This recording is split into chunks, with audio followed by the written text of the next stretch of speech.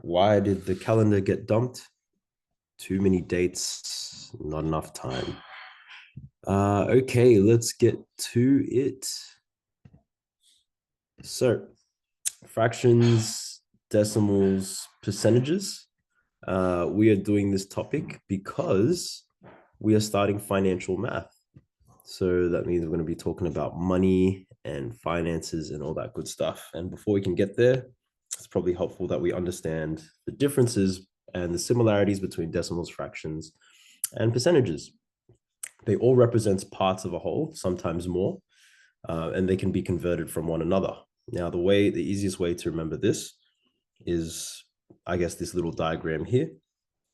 And so between a decimal and a fraction, the easiest way to do this is you can actually just use your calculator. Okay, in year 7, we would have got you to do this in your head. But now that you have access to a calculator, just use your calculator. Okay, and then you've kind of got this S to D button on your calculator, and that's going to change from a decimal to a fraction, and that kind of works both ways. Now, from a fraction to a percentage, the way that you would do that is nice and easy. You just times it by 100. And so if I wanted to go from a percentage to a fraction, does anyone want to take a rough guess on what that would be? Ding, ding, ding, you are right. The opposite of times, which would now be divided. Okay. Now, very, very similar is how do I get from a decimal to a percentage? Well, if I'm going from a decimal to a percentage, I'm going to times by 100. And I should have only drawn, give me 1 second here. I don't need that arrow there because decimal to percentage, all I'm really doing there is I'm timesing by 100. 1 second. Okay, so here, timesing by 100 this way, but if I go from a percentage to a decimal, you guessed it, divide by 100.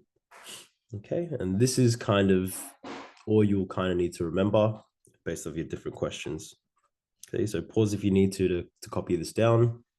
If not, I'm going to move on to some questions here. Okay, so for example, I want to convert from a percentage to a fraction. And I can see here, looking at my percentage, if I want to go to a fraction, all I need to do is divide it by 100.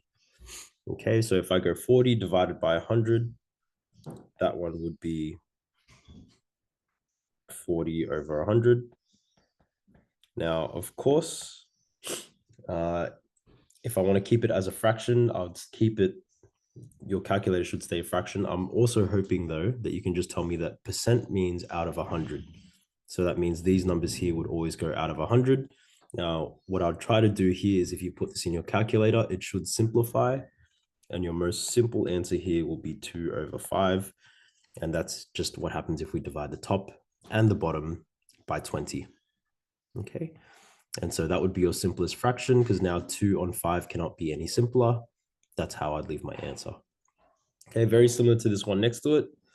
How do I go from percentage to fraction? Divide by 100.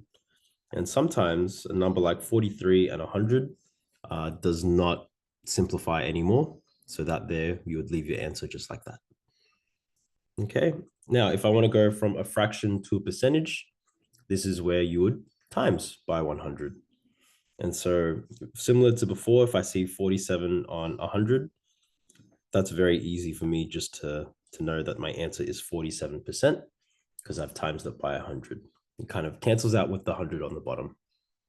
Now, when your numbers are not as nice, you'll need to use a calculator.